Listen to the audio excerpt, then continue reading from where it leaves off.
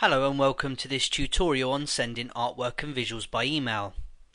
One of the most common questions asked by our end users is how can I send my designs by email so my customer can view them? In this tutorial I will take you through the various steps required to achieve this.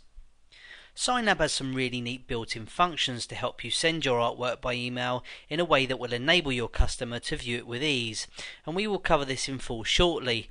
But to begin, I'm going to explain some basics about saving and sending file types in general. Take a look at the images you see on screen. This job was created solely in Signlab. It contains both vectored paths and bitmaps. I'm now going to save it in the regular way by going to the File menu and clicking Save As. You'll notice here in the Save As type box the wording CAD-link drawing file. This is the native file format for all objects saved from Signlab. When I now click Save, my file will be given a .cdl file extension. The file extension enables Windows to identify what program the file is associated with. Whenever I double click on this file in the future, Signlab will automatically launch. So I now wish to send the artwork to my customer for approval. Simply attaching this file to an email in its current CDL format will be of no use to my customer unless they also have a copy of Signlab. I would first need to export the file using a different file format, one which will be compatible with a program on my customer's computer. There are many different file types that could be used, and selecting the right one could be a very time-consuming process. Phone calls to the customer, different emails bouncing back and forth will not only look unprofessional, but will also cost you valuable time. I now have on screen a complete job ready to send to my customer for evaluation. The original coffee house design has had dimensions and notes added to it and has been placed in a customizable Signlab template. The steps to achieve what you now see on screen are covered in full in a separate tutorial on using dimensions and templates. So I am now going to go to the web menu and select Send Image by Email. Before you can use this function in Signlab, you will need to set a few choices and parameters. So to do this, I will click Settings and then Advanced. When sending a job in this way, a HTML file of the document will be created. If you are unaware, HTML stands for Hypertext Markup Language. This is the format used for writing most web pages. The name of the HTML file that is created will be displayed here.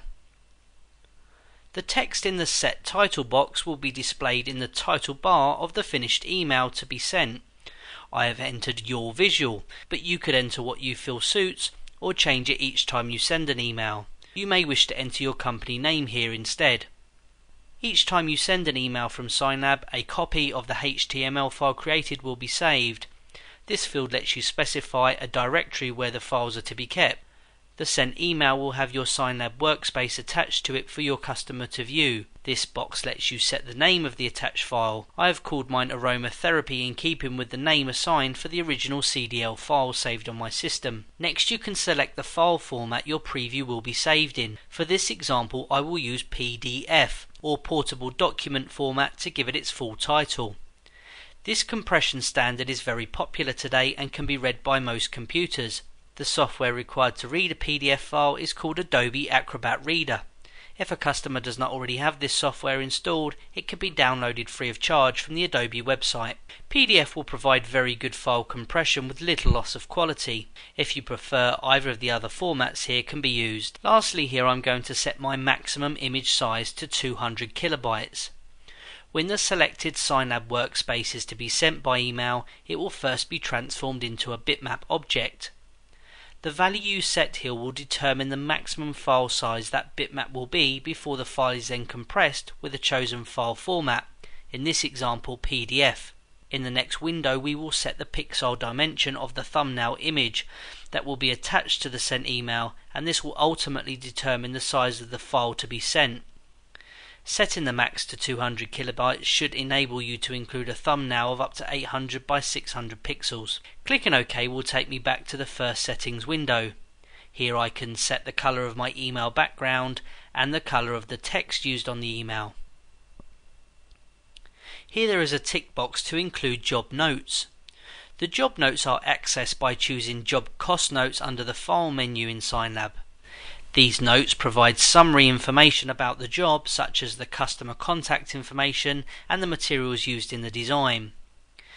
If the Include Job Notes option is enabled, then the job cost notes for this workspace will be included as part of the email preview. On the Job Notes Summary dialog, a checkbox is provided beside each field. If a given checkbox is disabled, then its field will not be included when the notes are attached to your email. This is a useful means of preventing sensitive information from being included as part of the documentation.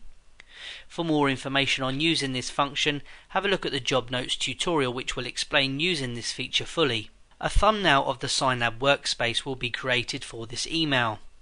Using this slider will enable me to indicate the pixel width and height of the thumbnail.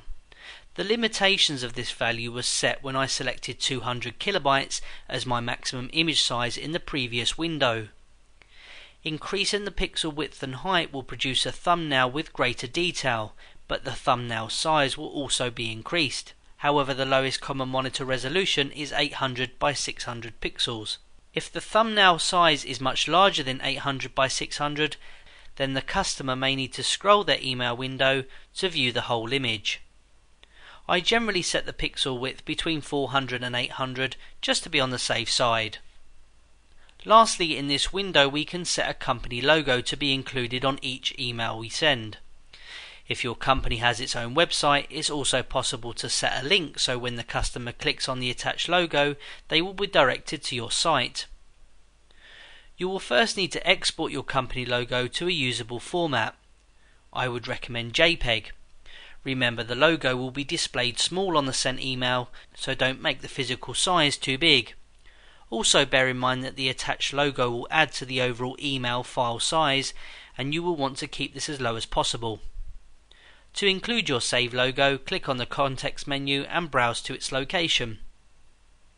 To set the website the customer will be directed to when they click on the included logo, simply enter the web address here.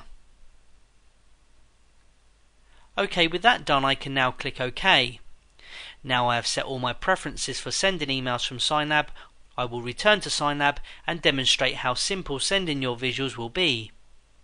All I need to do is go to the web menu and select Send Image by Email.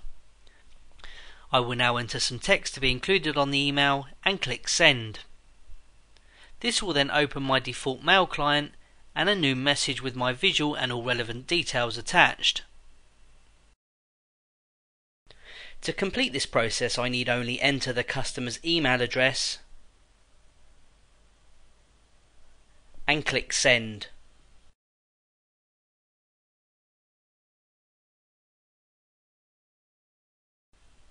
Your customer's received email will look like this. All the details surrounding the job are displayed on the email, together with a professional representation of what the intended signage will look like.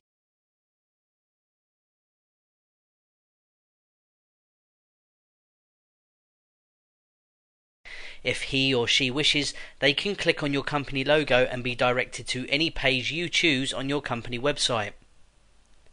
These simple but powerful tools enable you to present your work in a way that will impress any potential customer. They take little time to set up and will ultimately make your efforts stand out against the competition.